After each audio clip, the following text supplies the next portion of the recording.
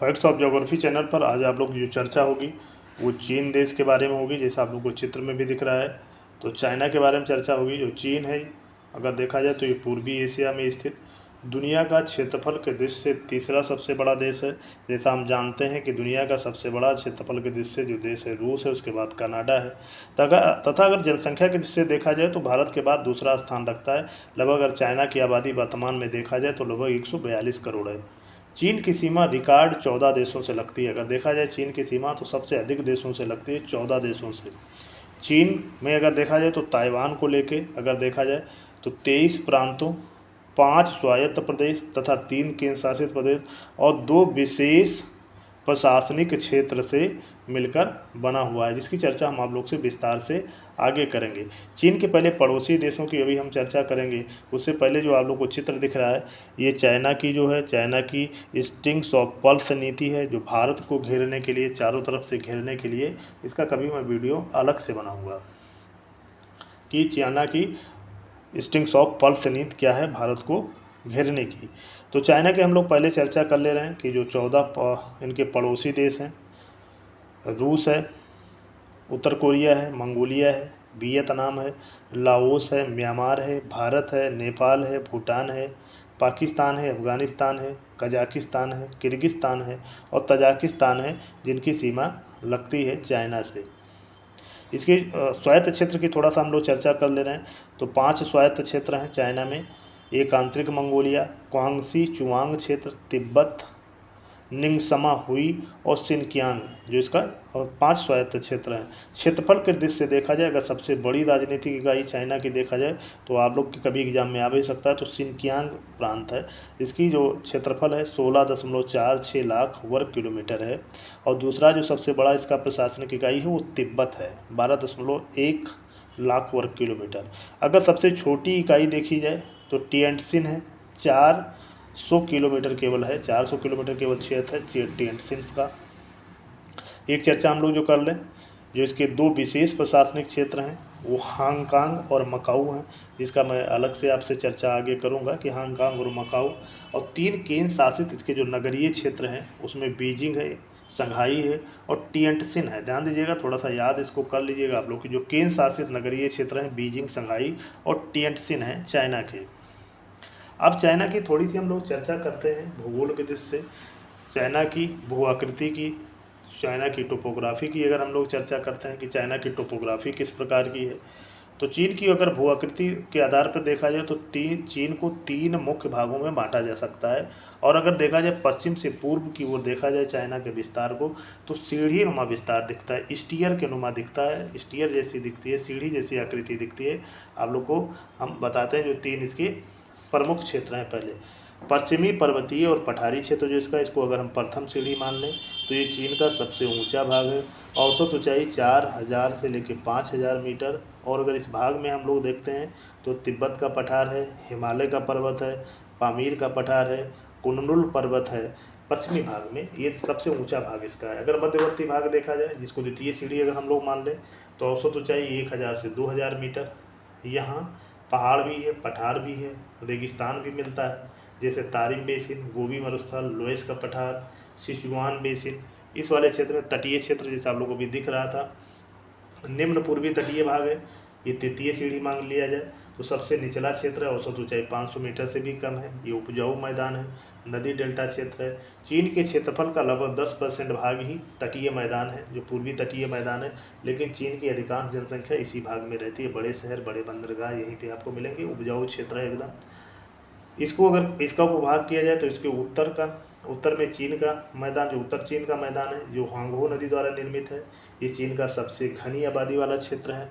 इसके अलावा यांगजी घाटी क्षेत्र है, ये अत्यंत उपजाऊ क्षेत्र है, धान की खेती बहुत होती है यहाँ पे। एक मंचूरिया का मैदान है, ये नॉर्थ ईस्ट उत्तरी पूर्वी चीन में पड़ता है। कोयला लोहा का भंडार बहुत है। एक पर्ल नदी डेल्टा है, दक्षिणी में है, जहाँ पे ग्वांगझू, हांगकांग जैसे बड़े शहर हैं। तो ये 4 भागों में मुख्य रूप से हम बांट सकते हैं। चीन को देखा जाए तो प्रशांत महासागर की इसके पूर्वी भाग में जो सीमा लगती है, इसमें 3 सागर हैं। पूर्वी चीन सागर, ये प्रशांत महासागर के ही तीनों सागर हैं, भाग हैं, पीला सागर और दक्षिणी चीन सागर। दक्षिणी चीन सागर तो दुनिया का सबसे बड़ा सागर है। चीन का अगर हम लोग क्षेत्र देखा जाए तो लगभग 20% भाग पर्वतीय है, 65% भाग पठारी है और 15% भाग इसका मैदानी है। और चीन को मैंने आप बताऊं कि कृषि या चाहे उद्योग के क्षेत्र में देखा जाए दुनिया के अग्रणी देशों में चाइना है। कृषि के मामले में तो बहुत आगे है। यद्यपि इसका क्षेत्र चाइना का कृषि योग्य भूमि लगभग 11% भाग ही है। चाइना में जो कृषि योग्य भूमि है लगभग 11% है, लेकिन दुनिया के सबसे अधिक कृषि उत्पादक देशों में शामिल है। अब चीन के हम प्रमुख देखा जाए पर्वतों की अगर हम लोग चर्चा कर लें कि चीन के प्रमुख पर्वत कौन कौन से हैं, उसकी चर्चा थोड़ा करेंगे। तो एक हिमालय पर्वत है जो चीन का के पर्वतों में, हिमालय पर्वत चीन के दक्षिण पश्चिम में है, फैला है। इसकी लंबाई लगभग 2400 किलोमीटर। अगर देखा जाए इसकी सबसे ऊंची चोटी माउंट एवरेस्ट है, जिसको चीन में चोमोलुंगमा कहा जाता है। माउंट एवरेस्ट को चोमोलुंगमा कहा जाता है। हिमालय का विस्तार हम लोग जैसा जानते हैं भारत में सबसे अधिक है। इसके अलावा चाइना में, नेपाल में, भूटान में तथा पाकिस्तान में भी इसका विस्तार पाया जाता है हिमालय पर्वत का। तो हिमालय पर्वत इसकी अगर देखा जाए तो दक्षिणी भाग में है चाइना के।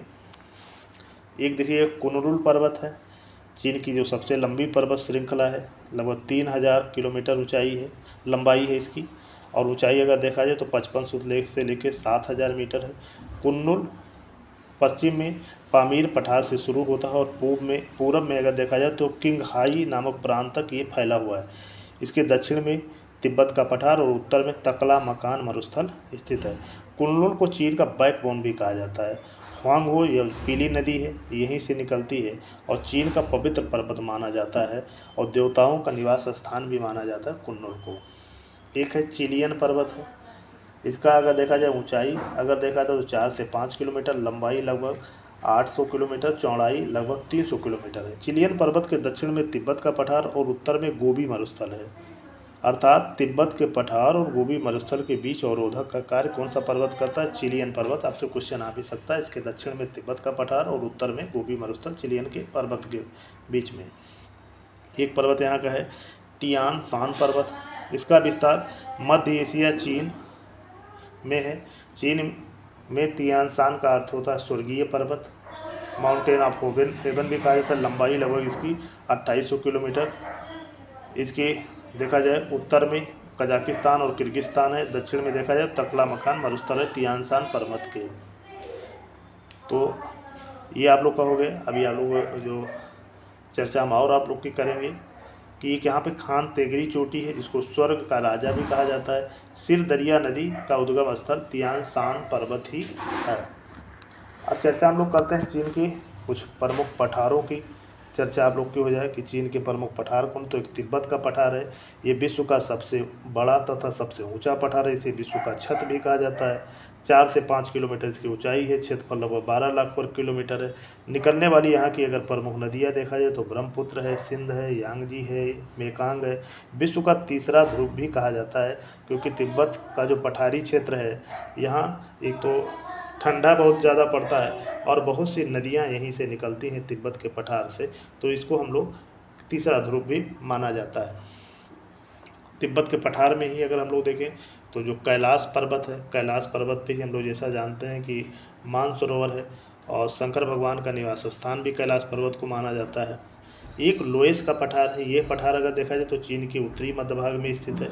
ऊंचाई इसकी अगर हम लोग देखें तो 1000 से 1500 मीटर। इस भाग में दुनिया का सबसे बड़ा लोएस का मैदान पाया जाता है और इस लोएस के पठार या लोएस के मैदान से इसके बीच से हुआंगहो नदी बहती है।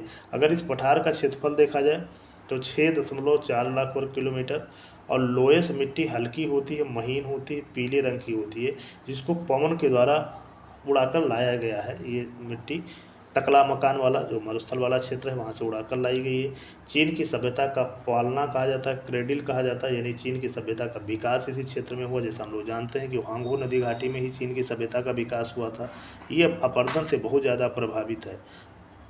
एक और क्षेत्र देखिएगा यूनान गुओझोउ पठार। यूनान गुओझोउ पठार जो है इसे युंगई पठार भी कहते हैं।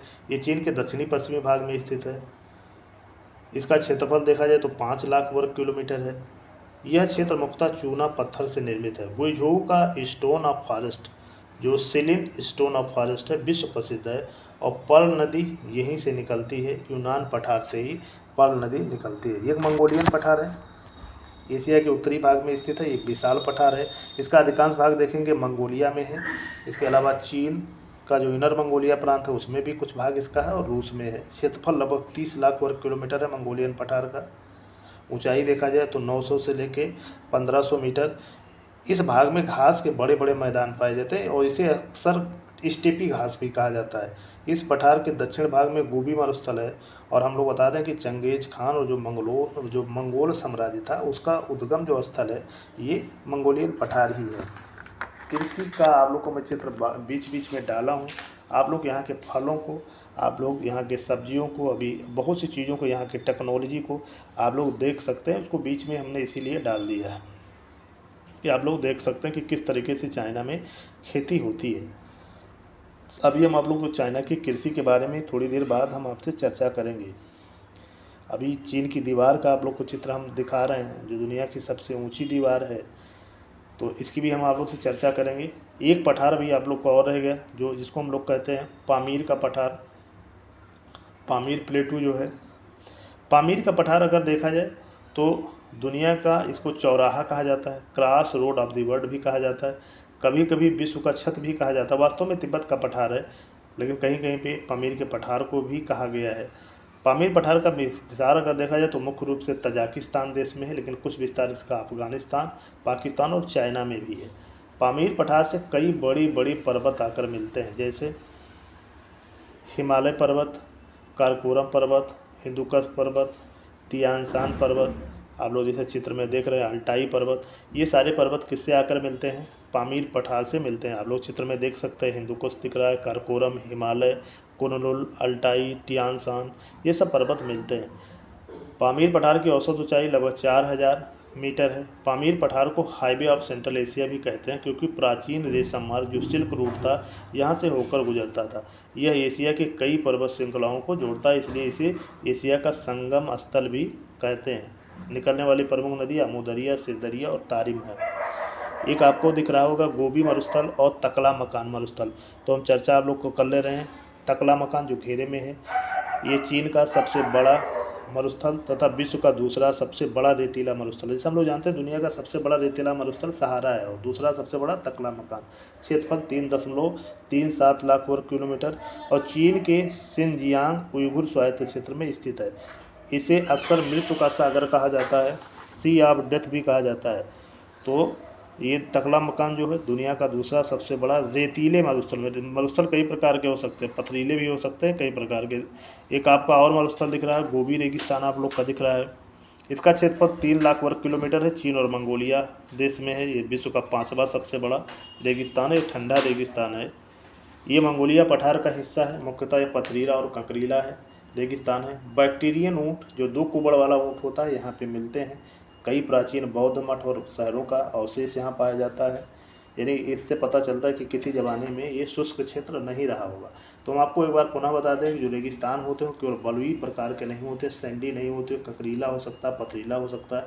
रेगिस्तान के संदर्भ में वीडियो हमने आप लोग को पहले ही प्लेलिस्ट में डाल दिया है, आप लोग देख सकते हैं कि रेगिस्तान कितने प्रकार के होते हैं।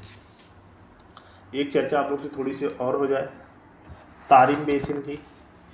तारिम बेसिन है, इसके चारों ओर पर्वत आपको मिलेंगे। उत्तर में इसके तियानशान पर्वत, दक्षिण में कुन्नुल पर्वत, पश्चिम में पामीर पर्वत और पूरब में लोपनौर क्षेत्र आपको मिलेगा। तो चीन का तारिम बेसिन है, एक तरीके से भी रेगिस्तान है। चीन के अन्य रेगिस्तान को अगर हम देखें तो बादन जरान रेगिस्तान, तेंगर रेगिस्तान और कुमटांग रेगिस्तान, ये छोटे छोटे रेगिस्तान हैं। तो तारिम बेसिन को अगर हम लोग एक बार फिर से बता दें, तारिम बेसिन जो है ये पश्चिमी चीन के सिनजियांग उइगुर क्षेत्र में है, स्वायत्त क्षेत्र में है। उत्तर में इसके तियानशान पर्वत है, दक्षिण में कुन्नुल पर्वत, पश्चिम में पामीर पर्वत और पूर्व में हम लोग कह सकते हैं कि आल्टिन टेंग पर्वत जो कुन्नुल पर्वत का ही भाग है, लुपनार क्षेत्र स्थित है। क्षेत्रफल इसका 10 लाख वर्ग किलोमीटर और विश्व के सबसे बड़े बेसिनों में इसको माना जाता है, जो तारिम बेसिन है। पूरी तरह चारों तरफ पर्वतों से घिरी हुई है और बहने वाली प्रमुख नदी तारिम है, उसी के नाम पे इसका नाम तारिम बेसिन पड़ा। अब कुछ नदियों की चर्चा हो जो चित्र में आप लोग को दिख भी रहा है कि एक यांगजी नदी है, जिसको चांगचियांग नदी भी चीन में कहा जाता है। ये चीन की सबसे लंबी नदी है और इसकी लंबाई लगभग 6300 किलोमीटर है और नील और अमेजन के बाद दुनिया की तीसरी सबसे लंबी नदी है। तिब्बत के पठार से निकलती है। यांगजी नदी जो चीन की जीवन रेखा कहलाती है, लाइफ लाइन कहलाती है। दुनिया का सबसे जो बड़ा बांध है, 3 गार्जेस बांध इसी नदी पे है, यांगजी नदी पे ही है।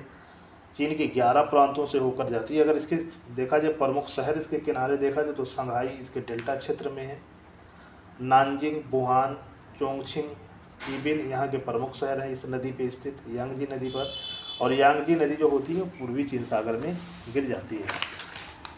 एक नदी हुआंगहो नदी, जिसको पीली नदी भी कहा जाता है, चीन की दूसरी सबसे लंबी नदी है, 5464 किलोमीटर लंबी है। उद्गम इसका चिंगहाई तिब्बत पठार है और बोहाई की खाड़ी में गिरती है और चीन के लोएस मैदान के क्षेत्र से होकर गुजरती है। बाढ़ के लिए एकदम कुख्यात नदी है, चीन का शोक भी कहा जाता है। चीन की प्राचीन सभ्यता का विकास इसी नदी घाटी क्षेत्र में हुआ, यानी हुआंगहो नदी घाटी में। ये पीली नदी भी इसको कहा जाता है क्योंकि जब ये नदी बहती है लोएस क्षेत्र से, तो लोएस क्षेत्र की जो मिट्टी है पीली प्रकार की है, बलुई पीली प्रकार की है, बलुई जो मिट्टी है पीली प्रकार की है, और इससे बहती है तो मिट्टी इसी में घुल जाती है, तो इसका कलर क्या हो जाता है, पीला हो जाता है इसके पानी का, इसलिए इसको पीली नदी भी कहते हैं। चाइना देखिएगा, समुद्रों में बहुत बड़े बड़े पुलों का निर्माण किया है, जैसा आप लोग को चित्र में दिखाया जा रहा है कि समुद्री पुल दिखाया जा रहा है। ये यहाँ की और नदी है जिसको जू झियांग नदी कहते हैं, झू झियांग नदी या पल नदी बोला जाता है। पल नदी चीन की तीसरी सबसे लंबी नदी प्रणाली है, दक्षिणी चीन भाग में बहती है, लंबाई लगभग 2400 किलोमीटर है। ये दक्षिणी चीन सागर में गिरती है। पर्ल नदी डेल्टा चीन का सबसे अधिक विकसित औद्योगिक क्षेत्र है। ध्यान दीजिएगा, सबसे अधिक औद्योगिक विकसित क्षेत्र कौन सा, पर्ल नदी डेल्टा क्षेत्र है। यहाँ पे आप देखेंगे तो ग्वांगझो, हांगकांग जैसे बड़े बंदरगाह इसी नदी प्रणाली से जुड़े हैं। प्रमुख नगर देखा जाए तो ग्वांगझो, शेंजन, हांगकांग, मकाओ, फूसान आदि शहर इस क्षेत्र में आपको मिलेंगे। पर्ल नदी चीन का द्वार कहलाती है, दक्षिणी द्वार कहा जाता है पर्ल नदी को। यह क्षेत्र दुनिया का सबसे बड़ा, ये बड़ा क्वेश्चन आप लोग में आ सकता है कि दुनिया का सबसे बड़ा, आप लोग को देखिए हांगकांग आपको दिखाया जा रहा है, दुनिया का सबसे बड़ा मेगा पोलिस क्षेत्र है, मेगा सिटी रीजन यही सबसे बड़ा है जो पर्ल नदी डेल्टा क्षेत्र है, जिसे pearl river delta urban cluster भी कहा जाता है। अन्य नदियों में देखा जाए जो चीन की बहती है, मेकांग जो तिब्बत से निकलती है, दक्षिणी पूर्वी एशिया की प्रमुख नदी है, बहती है उधर। आमूर नदी जो है ये रूस और चीन के बीच की सीमा बनाती है। एक सांगपो या ब्रह्मपुत्र नदी है, तिब्बत से निकलती है, फिर भारत और बांग्लादेश में बहती है। इसी अलावा सिंधु नदी जो है ये भी तिब्बत से निकलती है, भारत पाकिस्तान से में होकर बहती है। एशिया की कुल नदियों का अगर देखा जाए, पानी का बहाव का अगर देखा जाए तो लगभग 40% चीन की नदियाँ करती हैं। ये हांगकांग क्षेत्र आप लोग को दिख रहा है चित्र में, आप लोग एक बार पुनः हम आपको दिखा रहे हैं, देंगे कि जो हांगकांग क्षेत्र है चाइना का और मकाऊ जो क्षेत्र है ये चाइना का 2 स्वायत्त क्षेत्र हैं। तो चीन का विशेष प्रशासनिक क्षेत्र जो है वो हांगकांग है। यह दक्षिणी चीन सागर के किनारे पर्ल नदी डेल्टा क्षेत्र के पूर्वी भाग में स्थित है जो हांगकांग है। इसे एशिया का विश्व द्वार भी कहा जाता है, गेटवे ऑफ एशिया भी कहा जाता है। क्षेत्रफल लगभग 1100 किलोमीटर और जनसंख्या लगभग 75 लाख। 1842 में प्रथम जब अफीम युद्ध हुआ था चीन और ब्रिटेन के बीच, तो हांगकांग जो क्षेत्र है ब्रिटेन को मिल गया था और 1898 में ब्रिटेन ने इसे 90 साल के लीज पे पट्टे पर ले लिया था चीन से, लेकिन 1997 में यह क्षेत्र ब्रिटेन को वापस मिल गया। और ये देश में कहा जाता है 2 प्रणाली, यानी एक देश 2 प्रणाली के तहत कार्य करता है। यहाँ पे जो है लोकतांत्रिक तरीके से है, यहाँ पे ज़्यादा छूटें हैं, यानी कब पूरे चाइना में कम्युनिस्ट शासन है, लेकिन अगर हम लोग देखा जाए मकाऊ और हांगकांग में दूसरे प्रकार का शासन है। न्यूयॉर्क एशिया का न्यूयॉर्क कहा जाता है। दुनिया के सबसे अधिक गगनचुंबी जो इमारतें हैं, स्काई क्रेपर्स हैं, वो हांगकांग में, इसकी राजधानी विक्टोरिया है। एक मकाऊ जो आपका विशेष प्रशासनिक क्षेत्र है, ये हांगकांग की तरह ही विशेष प्रशासनिक क्षेत्र है। दक्षिणी चीन सागर में पर्ल नदी के किनारे डेल्टा के पश्चिमी भाग में, पूर्वी भाग में देखेंगे हांगकांग है पर्ल नदी के, और पश्चिमी भाग में मकाऊ है। एशिया का लास वेगास कहा जाता है। जनसंख्या लगभग 7 लाख और दुनिया का सबसे अधिक घनी आबादी वाला क्षेत्र है। क्षेत्रफल इसका बहुत छोटा है, 33 किलोमीटर स्क्वायर है। 16वीं शताब्दी में पुर्तगालियों ने मकाऊ को अपना उपनिवेश बना लिया था। 1999 में मकाऊ को चीन को लौटा दिया गया। मकाऊ और हांगकांग के बीच की दूरी देखा जाए तो लगभग 60 किलोमीटर। पूर्वी किनारे पे हांगकांग है पर्ल नदी के देखा जाए डेल्टा के, और पश्चिमी किनारे पे आपका मकाऊ है। तो इस तरीके से हम लोग देखते हैं। एक और विशेष क्षेत्र की चर्चा अगर कर लें तो तिब्बत है, इसे विश्व का छत कहा जाता है। तिब्बत तिब्बत चीन का दूसरा सबसे बड़ा प्रशासनिक इकाई भी है। राजधानी इसकी लहासा है। 1950 में चीन ने सैन्य अभियान के द्वारा तिब्बत पर कब्जा कर लिया था। 1951 में चीन तिब्बत के मध्य समझौता हुआ, जिसमें चीन का हिस्सा तिब्बत को मान लिया गया। 1959 में लहासा में एक विद्रोह हुआ, जो असफल विद्रोह हुआ। 14वें दलाई लामा जो यहाँ के थे तिब्बत के, और एक असफल विद्रोह होने के कारण दलाई लामा को देश छोड़कर भारत में आना पड़ा, और वो हिमाचल प्रदेश के धर्मशाला में अपने अनुयायियों के साथ वर्तमान में रह रहे हैं। तो इस तरीके तिब्बत भी चाइना का एक पार्ट बन गया। अब हम लोग चर्चा कर रहे हैं चीन की कुछ प्रमुख शहरों की। तो यहाँ का जो शंघाई शहर है, ये चीन का सबसे बड़ा शहर है, बंदरगाह भी है सबसे बड़ा। शंघाई पूर्वी चीन सागर पर स्थित है, यांगी नदी के मुहाने यानी डेल्टा वाले क्षेत्र में स्थित है। शंघाई चीन का आर्थिक इंजन भी कहा जाता है। आबादी लगभग 2.5 करोड़ है। शंघाई को पूर्वी और पश्चिमी संस्कृति का संगम भी कहा जाता है। शंघाई दुनिया की सबसे बड़ी मेट्रो ट्रेन प्रणाली है। मेट्रो पे हमने आप लोगों को वीडियो अलग से बना के डाल भी रखा है।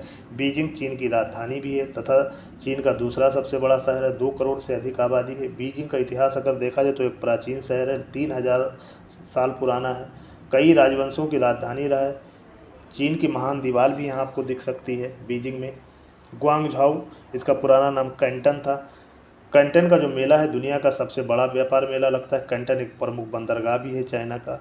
एक शेंजन शहर है, चीन का सिलिकॉन वैली कहा जाता है इसको, शेंजन को। एक चोंगकिंग शहर है। टियानजियान बंदरगाह और शहर भी यहाँ का है। सियान, और एक देखिए वुहान शहर है जहाँ कोरोना वायरस की उत्पत्ति हुई थी। आप लोग देखिए कोरोना का चित्र भी हम लोग दिखा रहे हैं।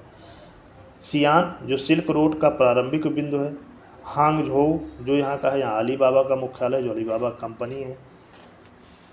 अगर हम चीन की देखा जाए प्रमुख देखिएगा चीन का हम आप लोग को दिखा रहे हैं, जो हांगकांग और मकाऊ जो विशेष प्रशासनिक क्षेत्र हम आप लोग को दिखा भी रहे हैं, आप लोग देख भी सकते हैं।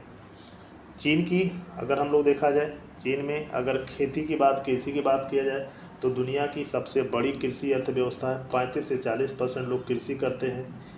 चीन को चाय और चीन की भूमि भी कहा जाता है। 40% लगभग चाय का उत्पादन भी चीन में ही होता है। चाय दुनिया का सबसे बड़ा उत्पादक अगर देखा जाए चाइना है। दक्षिणी पूर्वी चीन सागर में यहाँ पे चाय होता है। Green tea, black T, oolong tea, white T, कई प्रकार का चाय का उत्पादन यहाँ होता है। देखिएगा प्रमुख बंदरगाह भी चाइना के हम आपको दिखा रहे हैं, आप लोग चित्र में देखते रहिएगा। धान की लगभग 30% जो भाग पर कृषि जो धान की होती है, यहाँ पे धान प्रमुख फसल यहाँ की है। दक्षिणी मध्य भाग में, पूर्वी भाग में यहाँ पे खेती होती है। धान की जन्मभूमि भी माना जाता है। यांगटीसी जो क्षेत्र है ये प्रमुख फेमस क्षेत्र यहाँ का है। आप लोग देखिएगा कुछ शहर भी दिए गए हैं किसके लिए फेमस है, उसकी भी हम आप लोग को एक सूची आपको दिए हैं। चीन का मुख्य भोजन चावल ही है। यहीं पे है हाइब्रिड चावल की खोज, हाइब्रिड धान की खोज हुई थी। ये यहाँ के वैज्ञानिक कृषि वैज्ञानिक थे, युआन लांगपिंग ने इसकी खोज की थी हाइब्रिड धान की 1973 में। चाइना हम आपको बता दें 30% धान का उत्पादन करता। थोड़ा हम लोग चीन की दीवार के बारे में बता दें, जो आपको चित्र में भी दिख रहा है। चीन की महान दीवार ग्रेट वॉल ऑफ चाइना, यह विश्व की सबसे लंबी संरचना है। चीनी भाषा में इसे चेंग कहा जाता है।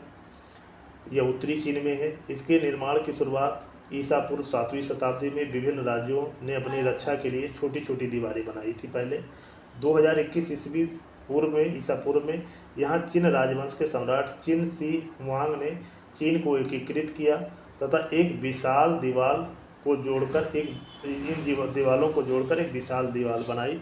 और अगर देखा जाए इसकी लंबाई देखा जाए तो 21,196 किलोमीटर इतनी लंबी दीवार है। ऊंचाई 7 से 8 मीटर, चौड़ाई देखा जाए तो 4 से 5 मीटर।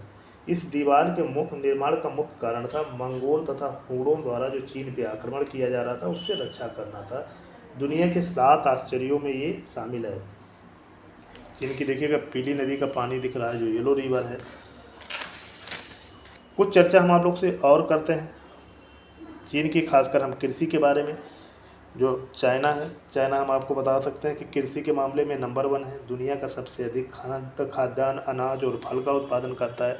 अगर देखा जाए तो गेहूं का लगभग 17%, मक्का का लगभग 22% उत्पादन चाइना करता है। आलू का लगभग 25%। फल एवं सब्जी का उत्पादन चाइना का मुख्य स्थान है। सबसे ज़्यादा फलों का उत्पादन करता है, सबसे ज़्यादा सब्जी का उत्पादन करता है। थोड़ा सा हम चीन की उद्योगों की चर्चा अगर कर लिया जाए तो हम जैसा जानते हैं कि चीन को फैक्ट्री ऑफ द वर्ल्ड भी कहा जाता है। दुनिया के लगभग 55% इस्पात का उत्पादन, देखिएगा इसी से अंदाज़ा लगता है चाइना की स्थिति का। सीमेंट का 55 से 60% पूरे दुनिया का उत्पादन करता है। कोयला 45 से 50%। विद्युत निर्माण में प्रथम, कोयला आधारित चाहे विद्युत हो, पवन आधारित हो, सौर ऊर्जा हो, सब में नंबर 1 स्थान। एल्युमिनियम में का 55%, टेक्सटाइल का लगभग 35 से 40%, इलेक्ट्रॉनिक सामान पूरे वर्ल्ड का 30 से 35% बनाता है। खिलौना 60%, शिप निर्माण खिलौना 70%, शिप निर्माण लगभग 70% चाइना करता है। फैक्ट्री ऑफ द वर्ल्ड कहा जाता है। विश्व का लगभग 40% औद्योगिक उत्पादन चाइना अकेले करता है। कुल मोटर वाहन का दुनिया के लगभग 1/3, इलेक्ट्रिक कार के लगभग 60% का उत्पादन चाइना में। कार उत्पादन में 35 से 40%। चीन काटन, रेशम, सिंथेटिक तथा ऊनी कपड़ा उत्पादन में भी प्रथम स्थान पर चाइना है। तो चाइना का हम लोग देख सकते हैं। अभी हम उस कृषि की भी चर्चा आप लोग से करेंगे। तो कृषि हो, खाद्यान्न हो, अनाज हो, चाहे औद्योगिक उत्पादन हो, दुनिया में नंबर 1 स्थिति है। चीन में अगर देखा जाए तो 11% कृषि योग्य भूमि है, 43% चारागाह है, स्थायी चारागाह है। लेकिन खाद्यान्न उत्पादन में बहुत ज़्यादा हाईटेक तरीके से कृषि ये लोग करते हैं। कृषि योग्य ज़मीन कम होने के बावजूद आधुनिक तकनीकों का उपयोग करके सबसे ज़्यादा उत्पादन अनाज का करते हैं। अगर हम विश्व के देखा जाए अनाज उत्पादन में तो चीन प्रथम स्थान पे लगभग 635 मिलियन टन का उत्पादन करता है। दूसरे स्थान पे यूएसए है जो 478 मिलियन टन का, और तीसरे स्थान पे भारत है 382 मिलियन टन का उत्पादन करता है अनाज का। जबकि क्षेत्र अगर देखा जाए कृषि योग्य भूमि भारत और चाइना की लगभग बराबर है, लेकिन उत्पादन में देखिएगा अंतर 635 मिलियन टन अनाज का उत्पादन और 382 मिलियन टन भारत है, और 635 चाइना है। ब्राज़ील 156 और रूस 149 मिलियन टन का उत्पादन करता है। चाइना देखिएगा, चाइना में रबर की खेती, कॉफ़ी की खेती, चाय की खेती, हर प्रकार की कृषि होती है और लगभग स्थिति बहुत ही अच्छी है। तब हम लोग जानते हैं कि ये कॉफ़ी का आप लोगों को चित्र दिख रहा है। कॉफ़ी के उत्पादन में बहुत प्रमुख देशों में है, सबसे ज़्यादा ब्राज़ील करता है, फिर वियतनाम करता है। चाय, लेकिन चाय में नंबर 1 है। इसके अलावा चाय का हम आपको बता दें कि सबसे ज़्यादा उत्पादन चाइना में ही होता, और चाय को चाइना मूल का ही पौधा माना जाता है। इसके अलावा अगर हम लोग देखें मछली उत्पादन में, चीन में 35 से 38% मछलियों का उत्पादन, लगभग 6.5 करोड़ टन मछली का उत्पादन चाइना करता है। इंडोनेशिया लगभग 1.5 करोड़ टन मछली का उत्पादन लगभग 8-9% करता है। भारत तीसरे नंबर पे 8% का करता है। सेब देखा जाए विश्व का लगभग 45 से 50% होता है चाइना में। शांसी जो है क्षेत्र यहाँ का, चीन का एप्पल कैपिटल कहा जाता है, सेब की राजधानी कहा जाता है चाइना का। अन्य क्षेत्र अगर देखा जाए सेब के उत्पादन में तो शानडोंग, हेनान और हेबई है। नाशपाती अगर देखा जाए तो विश्व का लगभग 70% नाशपाती का उत्पादन चाइना में होता है। तरबूज का 60%, खरबूजा 50%, संतरा 25%, आड़ू जो पीच होता है 60%। कुल सब्जी उत्पादन अगर देखा जाए तो विश्व का सब्जियों में अगर हम देखें तो 50% सब्जी का भी उत्पादन चाइना करता है। तो कृषि के क्षेत्र में देखिए, चाहे उद्योग के क्षेत्र में देखिएगा, चाइना की स्थिति बहुत ही अच्छी है। अगर हम लोग देखें और कई तरीके से खेती करते हैं, देखिए रोबोटिक चीज़ों का उपयोग करते हैं, ड्रोन का उपयोग करते हैं, आधुनिक तकनीकों का, आधुनिक बीजों का उपयोग करते हैं जो चाइना वाले जो खेती करते हैं। कुछ हम और सब्जियों को अगर हम देखें तो पत्ता गोभी 45 से 50%, टमाटर 30 से 35%, आलू लगभग 25%, खीरा लगभग 77%, लहसुन 70%, गाजर 30 से 40%, हरी मिर्च 45% पूरी दुनिया का उत्पादन करता है चाइना। तो इस तरीके से हम लोग देखते हैं चाइना, चाहे कृषि क्षेत्र हो, चाहे उद्योग क्षेत्र हो, चाहे जो आधुनिक टेक्नोलॉजी हो, चाहे साइबर टेक्नोलॉजी हो, रोबोटिक टेक्नोलॉजी हो, नैनो टेक्नोलॉजी हो या स्पेस टेक्नोलॉजी हो, चाइना की स्थिति दुनिया में अग्रणी देशों में, कृषि में नंबर 1, उद्योग में नंबर 1, टेक्नोलॉजी में भी दुनिया के प्रमुख देशों में है। एक और थोड़ा सा मैं आपको बात बता दूं, जो दुनिया का हम लोग कहते हैं जो खिलौना या शिप है, 70% निर्माण चाइना में होता है। तो इस तरीके से हम कुछ चर्चा कर लेते हैं चीन की भाषा और कल्चर एवं जनसंख्या के बारे में। तो चीन की जो भाषा है मंडारिन है, और इंग्लिश के बाद ये दुनिया की दूसरी सबसे अधिक बोली जाने वाली भाषा मंडारिन है। धर्म यहाँ का देखा जाए तो सबसे बड़ा जो धर्म है बौद्ध है, 15 से 18% लोग बौद्ध मानते हैं। ताओ चीन का स्थानीय यानी प्राचीन धर्म है, 7 से 10% लोग। इस्लाम 2%, ईसाई लगभग 5%, कन्फ्यूशियन कुछ लोग हैं यहाँ पे धर्म मानने वाले हैं। नॉन रिलीजन यानी हम जो नास्तिक जिसको हम कहते हैं 50 से 55% यानी सबसे ज़्यादा नॉन रिलीजन लोग रहते हैं, यानी नास्तिक लोग चाइना में रहते हैं। 1979 से देखा जाए 2005 तक अगर हम लोग देखें तो चाइना वन चाइल्ड पॉलिसी पे काम करता था, जिससे यहाँ की जनसंख्या तो घटी ही, इसके अलावा थोड़ा घटी और उसके अलावा लिंग अनुपात यहाँ का गड़बड़ हो गया, लड़कियों की संख्या बहुत कम हो गई। इसलिए 2016 से चाइना ने 3 चाइल्ड पॉलिसी लागू किया है ताकि जनसंख्या भी बढ़े और जो लिंग अनुपात है और भी सामाजिक समस्याएँ हैं उसका भी निदान हो। चीन ने कुछ आविष्कार, जो प्राचीन आविष्कार चीन के हुए उसकी चर्चा कर लो। कागज़ का आविष्कार 2री शताब्दी ईसा पूर्व में कैलोन नामक व्यक्ति ने किया था। कागज़ का इन्वेंशन चाइना में हुआ। कंपास का इन्वेंशन हुआ। गन पाउडर यानी बारूद का आविष्कार 9वीं शताब्दी में चाइना में हुआ। प्रिंटिंग प्रेस टेक्नोलॉजी यानी मुद्रण कला का भी विकास कहाँ पे हुआ? चाइना में हुआ। तो चाइना ने बहुत सी चीज़ों का इन्वेंशन भी चाइना में हुआ, जैसे कागज़ का, कंपास का, बारूद यानी गन पाउडर का, प्रिंटिंग टेक्नोलॉजी का भी इन्वेंशन कहाँ पे हुआ? चाइना में। एक बार हम पुनः बता दें कि जो चीन में जो मंडारिन भाषा है वर्तमान में इंग्लिश के बाद दूसरी सबसे बोली जाने वाली भाषा, कहीं कहीं पे मंडारिन को नंबर 1 पे दिया गया है। प्रथम भाषा की दृष्टि से मंडारिन नंबर 1 पे, लेकिन अगर ओवरऑल देखें तो इंग्लिश दुनिया में सबसे ज़्यादा बोली जाने वाली भाषा है। तो इस तरीके से हम लोग चाइना के बारे में एक बार पुनः थोड़ा चर्चा आप लोग से कर दें कि चाइना जनसंख्या के मामले में दुनिया का दूसरा सबसे बड़ा देश है, पूर्वी एशिया का सबसे बड़ा देश है। चाइना में अगर देखा जाए तो हम 22 राज्य हैं। अगर हम ताइवान को भी ले लेते हैं तो 23 राज्य हो जाते हैं, लेकिन ताइवान चूँकि ज़्यादातर देश ताइवान को अलग देश मानते हैं, चाइना अपना राज्य मानता है। इसके अलावा जो ये रिकॉर्ड 14 देशों से इसकी सीमा लगती है, 14 देशों से चाइना की सीमा लगती है।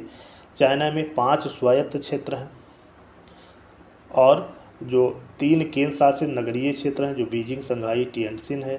2 विशेष प्रशासनिक क्षेत्र हैं, जो हांगकांग और मकाऊ है, जिसकी हम आप लोग से चर्चा किए भी हैं। तो इसके अलावा अगर हम लोग बताएं इसमें कि क्षेत्रफल की दृष्टि से अगर इसकी सबसे बड़ी राजनीतिक इकाई देखा जाए तो सिनकियांग है, और दूसरा जो सबसे बड़ा प्रशासनिक इकाई है इसका तिब्बत है, और सबसे छोटी जो प्रशासनिक इकाई है वो टिएनजिन है। ये सब चीज़ें आप लोग परीक्षा के दृष्टिकोण से इम्पोर्टेंट है। इसके अलावा हम अगर देखें इसका पश्चिम से अगर पूर्व विस्तार अगर देखा जाए, भूआकृति देखा जाए, टोपोग्राफी देखी जाए तो सीढ़ी नुमा है। पश्चिम में ये सबसे ऊंचा है, उसके बाद में बीच वाला भाग उससे कम ऊंचा है, और सबसे पूर्वी वाला जो भाग है तटीय एरिया है वो सबसे नीचा भाग है। अगर हम लोग देखें ये तटीय जो एरिया है, तटीय जो मैदान है, कुल क्षेत्रफल का लगभग 10% है, लेकिन अधिकांश जनसंख्या यहीं पर रहती है। चीन में जो दुनिया के टॉप 10 बंदरगाह 6 चाइना के हैं, यानी व्यापार में अगर देखा जाए दुनिया का सबसे अधिक व्यापार करने वाला देश भी चाइना है।